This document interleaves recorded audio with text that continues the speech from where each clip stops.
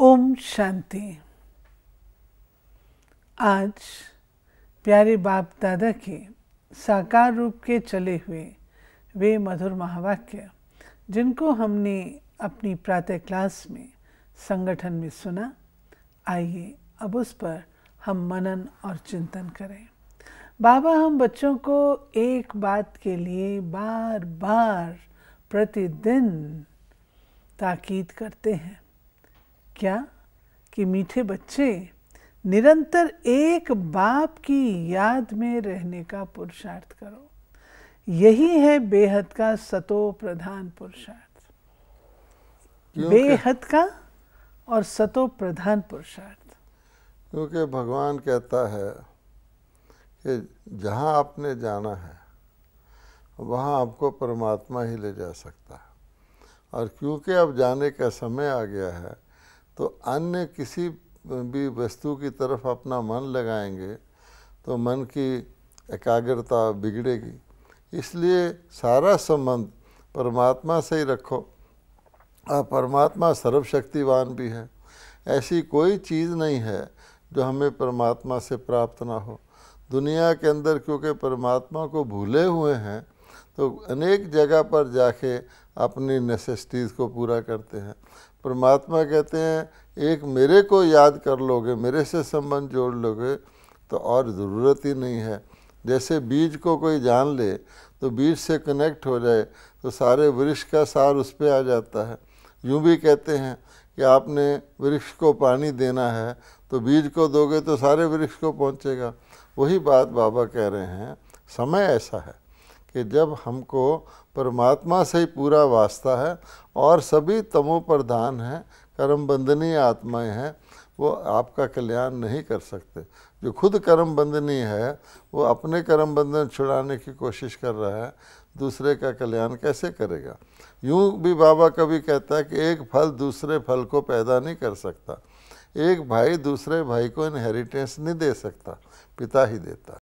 बाबा कितनी हम बच्चों की पालना में ध्यान रखते हैं। बाबा कहते मैं सुनाता हूँ, जैसे बीज बोया जाता है तो पूरा ध्यान रखते हैं, लाइट भी मिले तो हवा भी मिले आदि आदि, और वीड से भी वो सुरक्षित रहे। तो बाबा हम बच्चों को संग का ध्यान करना है ये सिखाते। बाबा कहते हैं बच्चे मैं तुमसे जो ज्ञान की रूहान करता हूँ, सर्विसेबल बच्चे क्या करेंगे, अपनी संभाल करेंगे। झरमुई झंगमुई करने वाले लोगों से, फालतू बातें जो सुनाते हैं उनके संग से दूर रहते हैं। बाबा ने तुमको एक फॉर्मूला दिया है, hear no evil, see no evil, talk no evil. यूँ भी आप देखेंगे दुनिया के अंदर जो पढ़ाई पढ़ते हैं बच्चे, जो अपनी पढ़ाई पर पूरा ध्यान देते हैं वो अच्छे नंबर लेते हैं, और जो खेल कूद में समय गवा देते हैं इधर उधर के, तो कहा जाता है पढ़ेंगे लिखेंगे तो बनेंगे नवाब, और खेलेंगे कूदेंगे तो होंगे खराब। वो पढ़ाई फिर भी अगले साल भी कोई पढ़ सकता है, फेल हो जाए, लेकिन ये ईश्वरी पढ़ाई है। तो बाबा कहते हैं इसमें आपको बहुत कंसंट्रेशन चाहिए, क्योंकि सारा कुछ आत्मा रूपी बिंदी में समेटना है। जैसे बीज होता है छोटा सा, बढ़ के वृक्ष का बीज कितना होता है, एग्जाम्पल है। तो आत्मा के अंदर एक बिंदी के अंदर हमारा सारे कल्प का ज्ञान और वो क्या उसमें भरा हुआ है उसके ऊपर हमारे भविष्य का मदार है। फिर भी कई आत्माओं को आदत होती है कि वो समझते हैं ये मेरे को ये जानना ज़रूरी है, ये जानना ज़रूरी है। जैसे आज की दुनिया में कहा जाता है इन्फॉर्मेशन एक्सप्लोजन है, इतनी प्रकार की सूचनाएं आपको दी जाती हैं जो आपके काम की भी नहीं होगी।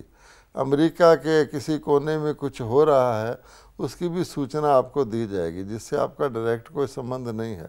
पर ऐसा करते करते कई लोगों की आदत हो गई है कि सारी दुनिया भर की जानकारी रखेंगे और अपने बारे में जो जानकारी है जो उसमें नहीं लगाएंगे। इसको कहा जाता है waste of time, waste of energy. तो बाबा कहते हैं जो टाइम और एनर्जी को वेस्ट करेगा, ज़रा सी भी फालतू चीज़ अपने मन में लाएगा, कहेगा मेरे पर तो उसका कोई असर नहीं, मैंने तो वैसे ही सुना। तो बाबा ने कहा टाइम सबसे इम्पॉर्टेंट है संगम का। 1 सेकंड संगम का बाबा ने बताया हुआ है 1 वर्ष से भी ज़्यादा वैल्यूएबल है। जैसे किसान का बीज बोने का जो थोड़ा सा पीरियड होता है बड़ा इम्पॉर्टेंट होता है, उसमें अगर वो बीज बो दे तो सब ठीक है, अगर लेट हो जाए फिर वो बीज उगता नहीं। इसलिए बाबा ने कहा कि बहुत ध्यान देना है कि अननेसेसरी कोई भी इन्फॉर्मेशन ना सुननी है, फिर बाबा कहता है उसको पास ऑन भी नहीं करना, संभाल लेना है। बाबा कहते हैं गफलत नहीं करो। एक तो आप एक्सप्लेन करें कि गफलत कहा किसको जाता है। दूसरा, बाबा कहते हैं गफलत में रहते हैं उनसे हर समय भूलें ही होती रहती है, बाप का नाम बदनाम करते रहते हैं, उनसे फिर सभी को नफरत आती है, वो गोल्डन एज में नहीं पहुंचते, फिर बहुत कड़ी सज़ा के भागी बन जाते हैं। क्योंकि गफलत का मतलब होता है केयरलेस, जिसको कहते हैं लापरवाह, अलबेला, यानी जिसका कोई एम ऑब्जेक्ट नहीं है। आप देखेंगे कई लोग गांव से किसी शहर में चले जाते हैं, कोई पर्पज़ नहीं होता, यहाँ खड़े हो जाएंगे, वहाँ खड़े हो जाएंगे, जिसको आवारागर्दी भी कहते हैं दुनिया के अंदर। तो आवारागर्दी करने वाला यात्रा मुसाफिर तो नहीं हो सकता ना, घूमते रहेंगे वहीं, दिन बीत गया, साल बीत गए, उम्र बीत गई।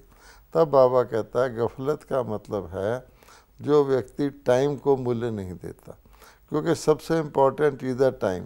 तो जो एक गाफिल उसको कहते हैं जो मतलब किसी चीज़ से को भूला हुआ हो, किसी चीज़ पर अटेंशन ना दे, तो क्या होगा, उससे फिर भूल के ऊपर भूल होती रहेगी। फिर इतना ही नहीं, वो दूसरों को भी अपने साथ जोड़ेगा, तो उनसे भी भूलें करवाता रहेगा। तो जाना तो है इतनी दूर, समय बहुत थोड़ा है, तमो प्रधान से सतो प्रधान बनना है। और जो गफलत वाला होगा, समय निकल जाएगा, वो पछताएगा। और वहाँ दुनिया में तो थोड़ा पछतावा है, बाबा ने कहा उसको तो खून के आंसू आएंगे। इसलिए बहुत ध्यान रखने की आवश्यकता है। बाबा ने कहा ना गोल्डन एज में जा ही नहीं सकेंगे। हाँ, नेचुरली। तो गीत आज जो बजवाया बाबा ने वो है माता ओ माता जीवन की दाता। बाबा ने कहा कि तुम सब माताएं, भारत माता शक्ति अवतार। अब अवतार तो एक ही है, विश्व को पावन बनाने के लिए भगवान अवतार लेते हैं। और फिर बाबा कहते हैं इसका यादगार है दिलवाड़ा मंदिर। ये पूरा यादगार है, जो भक्ति मार्ग के यादगार हैं, यादगार होते हैं संगम के। सतयुग त्रेता में फिर ऐसी बात होती नहीं, फिर रावण राज में मनुष्य दुखी होते हैं।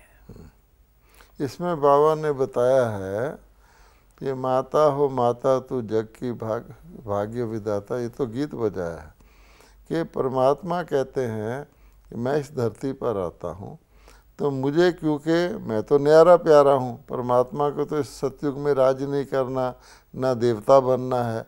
तो भगवान कहते हैं कि जिनको मैं देवता बनाता हूँ वो मेरे सहयोगी बनते हैं। तो उसमें माताएं होती हैं, भारत माता शक्ति अवतार गाया हुआ है। और बाबा आकर के माता गुरु का सिलसिला चालू करते हैं। तो आप देखेंगे कि भक्ति मार्ग में सारे ही गुरु प्रायः पुरुष ही रहे हैं। तो बाबा कहते हैं कि मैं इसलिए माता का फिर गायन हो जाता है, लेकिन दुनिया वालों ने उसको फिर भारत माता ले लिया है। भारत माता की जय कहते हैं, लेकिन वास्तव में ये भारत माताओं की जय है। जैसे कहते हैं मेरा भारत महान, तो कोई देश की बात नहीं है, भारतवासी महान होंगे तो देश महान होगा ना। तो आप देखेंगे हमारे देश में कितना देवियों का, माताओं का पूजन है। 2 बार नवरात्रे मनाए जाते हैं, अनेक प्रकार की देवियों का वर्णन है। लक्ष्मी भी है, दुर्गा भी है, सरस्वती भी है, शीतला भी है, अन्नपूर्णा भी है, ज्वाला, अनेक, काली माँ है, अम्बा जी है। तो बाबा कहते हैं वो कौन थी, उसका बाबा ने इसमें वर्णन किया। और आगे जो बाबा ने बताया दिलवाड़ा मंदिर, हाँ, ये दिल वाला मंदिर एक माउंट आबू में, बाबा ने 3 इकट्ठे बताए हैं, उनको तीनों को आप बता दें। माउंट आबू में, जहाँ पर के शिव बाबा ने प्रेरणा दी कि आप जा कर के वहाँ रहो, क्योंकि ये बाबा का जो अवतरण हुआ था, बाबा कहते हो तो पाकिस्तान जब कॉमन भारत इंडिया यूनाइटेड था वहाँ हुआ था, सिंध प्रांत में। तो फिर बाबा कहते कि प्रेरणा ये दी बाबा ने कि जा कर के माउंट आबू में आश्रम आपका जाए। तो बाबा कहते जब हम वहाँ आए तो क्या देखा कि हमारे 5000 साल पहले वाले कर्तव्य के यादगार यहाँ पहले ही मौजूद हैं। उसको जोड़कर बाबा अब कह रहे हैं कि जितने भी स्मरण या स्मारक हैं भक्ति मार्ग में, सबका लिंक वास्तव में परमात्मा के अवतरित होकर जो चरित्र किए उसके हैं। तो माउंट आबू के अंदर बाबा ने कहा देखो कितनी आश्चर्य की बात है, वहाँ एक देलवाड़ा मंदिर है और उस मंदिर के अंदर माता भी है, पिता भी है, और तपस्या में बैठे हुए देवताओं की कोठड़ियाँ भी हैं, और उनके मस्तक में एक जैसे होता है ना आत्मा चमकती हुई, उसके चिन्ह भी हैं। और उस मंदिर की खासियत यह है उसकी छत में स्वर्ग के सीनरियाँ भी बने हुए हैं। फिर बाबा कहता है देलवाड़ा तो पूरा का पूरा जैसे ब्रह्मा कुमारी का यज्ञ चलता है उसका सिंबॉलिक है, लेकिन उसके साथ साथ वहाँ पर पहाड़ी के ऊपर एक अचलगढ़ है, और अचलगढ़ के नीचे एक गुरु शिखर है। तो बाबा कहते हैं कि तुम आत्मा की जब अचल अवस्था हो जाती है अंगद जैसी, उसका भी यादगार पहाड़ी पर है। फिर गुरु शिखर टॉप के ऊपर है जहाँ पर शिव बाबा का भी मंदिर है। तो बाबा कहते हैं कि सारी यादगारें माउंट आबू में उपस्थित हैं। और रुद्रमाला को भी आज बाबा ने अचल से अचल स्थिति से कनेक्ट किया है। कि बाबा कहते जब आप अचल बन जाते हो, बिल्कुल डामाडोल नहीं होते, बिल्कुल बीज रूप बन जाते हो, तो मेरे गले का हार बनते हो। ये दो तरह की मालाएं हैं, एक भगवान के गले का हार है और एक भगत लोग जो हाथ में जपते हैं। तो बाबा कहता कितना फ़र्क है, मेरे गले का हार बनना है, विजय माला में आना है, या मेरी पूजा में जाप करना है। फिर बाबा ने आज डबल पियर घर बताया, ब्रह्मा का भी है तो शिव बाबा का, दोनों ही ज्ञान का श्रृंगार कर रहे हैं। बाबा कहते वहाँ तो जाकर के कन्या ससुर घर में जेवर पहनती है, तो बाबा तुम बच्चों का यहाँ पर श्रृंगार करते हैं ज्ञान रत्नों से। हाँ, क्योंकि बाबा कहते हैं कि वास्तव में कन्या को जब ससुराल भेजा जाता है उससे पहले उसको बनवा में रखा जाता है। बनवा का मतलब उसको साधारण से वस्त्र पहनाए जाते हैं, उसके शरीर के ऊपर कई प्रकार के लेप किए जाते हैं। तो बाबा कहते हैं वास्तव में ये आत्मा की कहानी है, जिसको वो लोग कहते हैं वनवास हो गया या मधु वनवास हो गया। तो बाबा कहते हैं पुरानी दुनिया जो जंगल है, वन ही है ना, उसके अंदर तुमको मैं आकर के जेवरों का श्रृंगार नहीं करता हूँ, ज्ञान रत्नों का श्रृंगार करता हूँ। जैसे आप देखते हैं कि स्टडी के अंदर, पढ़ाई के अंदर नॉलेज और क्वालिफ़िकेशन दिया जाता है, उसके बाद उस क्वालिफ़िकेशन के आधार पर वो सारी चीज़ें धन में, वस्तुओं में, पद में बदल जाती हैं। तो बाबा कहते हैं मैं भी ईश्वरीय विश्वविद्यालय खोलकर तुमको ज्ञान रतन से श्रृंगार रहा हूँ। यही ज्ञान रतन जाकर के जब सतयुगी दुनिया आएगी, जब ये जंगल नहीं रहेगा, तो सचमुच के रत्नों में बदल जाएंगे।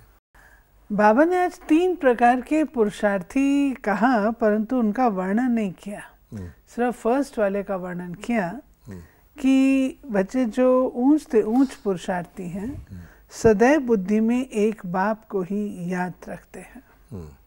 क्योंकि आप देखेंगे ना, वो कहाँ ऐसा दिखाया गया है कि एक जगह पर तीर लगाना था चिड़िया की आँख में, तो सारे पांडव खड़े थे।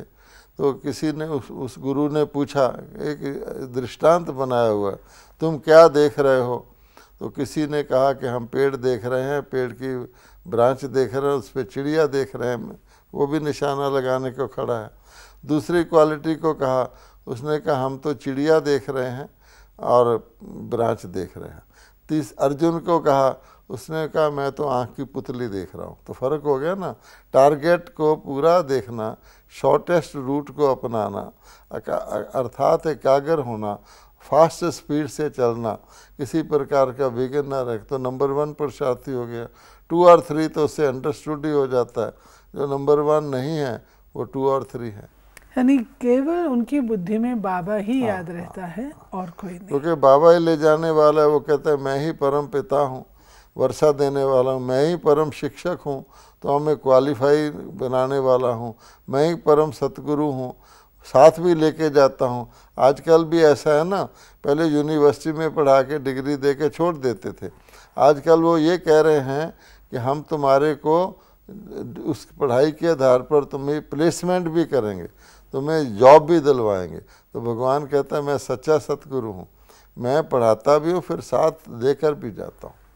तो ये जो बाबा ने आज बात कही है कि सतयुग त्रेता के बाद जब रावण राज होता है तो उस समय अर्थक्वेक, हाहाकार ये सब होता है, जो हमारे महल आदि हैं वो भी सब कहाँ चले जाते हैं। इस विषय को थोड़ा सा आप बताएंगे? क्या है कि आज किसी को भी स्वर्ग लोक का पता नहीं है, सतयुग का पता नहीं है। लोग उसको हेवन, पैराडाइज वगैरह कहते हैं, लेकिन किसी से भी आप पूछेंगे वो ये नहीं समझते कि इस दुनिया में थे। वो मानते हैं कि ऊपर आकाश में कहीं स्वर्ग लोक है, वैकुंठ है, पैराडाइज है, बहिश्त है, हेवन है। तो बाबा कहता है कि वो कहाँ गया। तो एक पूरे के पूरा दैवी सृष्टि जो भगवान ने रची, जो परफेक्ट सृष्टि थी, वो परफेक्ट सृष्टि आधा टाइम चलती है, लेकिन जब वो सिस्टम बदलता है, जब पवित्रता की जनरेशन की बजाय अपवित्रता की सृष्टि शुरू होती है, जिसको बाबा रावण राज कहता है, जिसका कारण बाबा बताता है कि अपने को आत्मा भूलकर देह मान के चलना शुरू कर देते हैं। तो उसका वो जो सारा कुछ था, हेवनली जो महल थे, जो पैराडाइज था, वहाँ के पंछी थे, सब थे, वो कहाँ गए। तो बाबा कहते हैं कि जब पाप शुरू होता है तो धरती हिलती है, उस समय भी उथल पाथल होती है, और कहा जाता है कि सारी की सारी द्वारका जो थी वो सागर के नीचे चली गई, अर्थात वो सारी सृष्टि ही बदल जाती है। आज इस दुनिया में उस सृष्टि का एक भी चिन्ह नहीं है। आर्टिस्टों ने पैराडाइज के मंदिर बनाए हैं, देवता बनाए हैं, पर वो असली वाले नहीं हैं। तब बाबा वो बता रहा है उस समय भी उथल पुथल होती है, पैराडाइज का नाम निशान नहीं रहता। वो फिर जब भगवान आके फिर आत्मा को उस स्टेज पर ले जाते हैं, फिर इसका नाम निशान नहीं रहता, तमोगुणी दुनिया का फिर वो अपीयर होती है। ऐसी ही बात बाबा ने अतीन्द्रिय सुख के बारे में कही है। बाबा कहते हैं एक तो होते हैं सुख, देखते हैं, अतीन्द्रिय सुख, इंद्रियों से परे का सुख, वो क्या चीज़ है? अब बाबा कहते हैं आज की दुनिया में क्योंकि देही मानते हैं, अपने आप को शरीर मानते हैं, तो किसी भी प्रकार के सुख को वो देह से कनेक्ट करते हैं। आँखों को देखने के लिए कोई दृश्य चाहिए, कानों को सुनने के लिए कोई अपनी तारीफ़ चाहिए या म्यूज़िक चाहिए, नाक के सूंघने के लिए नकली प्रकार के भी हों, सेंट वगैरह चाहिए, मुख से वो इंद्रियों के आधार पर ही मनुष्य सुख अनुभव कर सकता है। लेकिन बाबा कहते हैं इसलिए वो देह को प्रधानता देते हैं, हर वक्त देह का ही ध्यान करते रहते हैं कि देह ठीक रहेगी तो हम सुख भोग सकेंगे। लेकिन बाबा कहते हैं कि आत्मा तो देह से न्यारी है, सुख की अनुभूति करने वाली तो आत्मा ही है। आत्मा को तो देह का आवश्यकता ही नहीं है सुख लेने के लिए। जो स्वयं शांति स्वरूप हो, सुख स्वरूप हो, प्रेम स्वरूप हो, आनंद स्वरूप हो, उसका आधार लेने की तो आवश्यकता नहीं है ना। इसलिए बाबा कहते हैं कि ओरिजिनली आत्मा इन चीज़ों से प्योर होती है तो कंप्लीट होती है, उसके अंदर किसी प्रकार का एडल्ट्रेशन नहीं होता। तो वो आत्मा जब मैं आपको आकर के ज्ञान देता हूँ, भगवान कहते हैं बॉडी से तुमको डिटैच करता हूँ, जैसे छाछ से मक्खन अलग किया जाता है, वो मक्खन फिर उसमें मिक्स नहीं हो सकता। इसी प्रकार से संगम पर जब मैं ज्ञान देता हूँ तो तुमको उस अति इंद्रिय सुख की अनुभूति होती देह के द्वारा है, लेकिन ऐसे फील होता है कि देह की आवश्यकता नहीं है, अपने निज स्वरूप का आनंदित आत्मा फील करती है। तो अति इंद्रिय सुख को हम आनंद या ब्लिस भी कह सकते हैं, और आत्मा ही सत्य चित्त आनंद स्वरूप है। फिर उस अनुभूति के आधार पर सतयुग में देवता अति इंद्रिय सुख तो नहीं महसूस करते, लेकिन इंद्रियों का नहीं करते, वो इंद्रियों से न्यारे होकर भी इंद्रियों के द्वारा सुख की अनुभूति करते रहते हैं। लेकिन जब द्वापर आ जाता है, बॉडी कॉन्शियस बन जाते हैं, तो फिर वो इंद्रियों पर ही आधारित रहते हैं अनुभूति के लिए। एक इम्पोर्टेंट बात जो बाबा हम बच्चों को कहते हैं करने के लिए, वो है बाबा कहते हैं प्रतिदिन रोज़ मुरली सुनो, रोज़ पढ़ाई पढ़ो। रोज़ पढ़ाई पढ़ने से प्रभाव तो पड़ता है नेचुरली, और संगठन में बैठ के सुनने से ज़्यादा प्रभाव है। बाबा कहते हैं कि मैं तुमको, वैसे तो शास्त्रों में कहानियां हैं कि भगवान मुरली बजाते थे, गोप गोपियां डांस करते थे, उन्होंने काठ की मुरली बता दी। तो मुरली का मतलब तो ज्ञान मुरली है, तो ज्ञान मुरली से आत्मा मुग्ध होके नाचती है। लेकिन क्या होता है कि मुरली एक प्रकार के प्राण है, क्योंकि ज्ञान सुनने से, मुरली को रोज़ रोज़ सुनने से आत्मा बॉडी से डिटैच रहती है। वरना माहौल, वातावरण आज की दुनिया का ऐसा है कि जो ही विस्मृति आई कि मैं आत्मा नहीं शरीर हूँ, तो पाप होना शुरू हो गया, सीढ़ी नीचे उतरने लग गए। तो स्मृति रहे मैं आत्मा हूँ और परमात्मा से कनेक्शन रहे, तभी इस दुनिया से बच सकते हैं। तब बाबा कहते हैं स्नान करने का ही देख लो कि शरीर का, हिंदू लोग जो भारतवासी हैं रोज़ स्नान करते हैं। आप देखेंगे शरीर का स्नान करने के बाद भी व्यक्ति बहुत रिफ़्रेश फील करता है, उसको भूख ठीक लगती है। जो स्नान नहीं करता उसको अजीब अजीब लगता है। इसी प्रकार से ज्ञान का स्नान अति आवश्यक है। तो बाबा कहते हैं इस मुरली का रोज़ सुनना तुम्हारे लिए अनिवार्य है। जैसे कोई आजकल की बीमारियां भी हैं, तो कहते हैं ना पूरा कोर्स करो, एंटीबायोटिक वगैरह होते हैं, पूरा कोर्स करना पड़ता है। अदरवाइज़ वो बीच में छोड़ दो तो बीमारी और ही ज़्यादा उग्र रूप से आ जाती है, उसको इलाज करना मुश्किल होता है। तब बाबा ने कहा, आज बाबा ऑर्डिनेंस की बात कर रहे हैं। हाँ, कि बच्चे तुम पवित्र बनेंगे तो पवित्र दुनिया का मालिक बनेंगे। बाबा ऑर्डिनेंस से, गॉडली ऑर्डिनेंस है। जैसे गवर्नमेंट ऑर्डिनेंस निकालती है ना, तो बाबा ने कहा ये ऑलमाइटी गॉड का ऑर्डिनेंस है कि पवित्र बनोगे तो पवित्र दुनिया में जाओगे। सीधी बात है। कोई कहे मैं पवित्र बनूँ ना और पवित्र दुनिया में जाऊँ, कैसे जा सके? नहीं हो सकता। फिर बाबा ने आज रजिस्टर की बात कही है। कभी कभी बाबा क्लास का रजिस्टर मंगाया करते थे, तो बाबा ने आज कहा बच्चे अपने सारे दिन का चार्ट चेक करो, कितना घंटा तुम बाबा को याद करते हो, कितना घंटा सेवा करते हो, कितना घंटा लौकिक में लगाते हो, आदि आदि। फिर बाबा कहते हैं कि तुमको योग के बल से एवर हेल्दी और ज्ञान के बल से एवर वेल्दी बनना है। क्योंकि परमात्मा से योग लगा के जो शक्ति मिलती है, बुद्धि योग बल कहा जाता है, उससे हमारे विक्रम विनाश होते हैं, जो शक्ति मिलती है।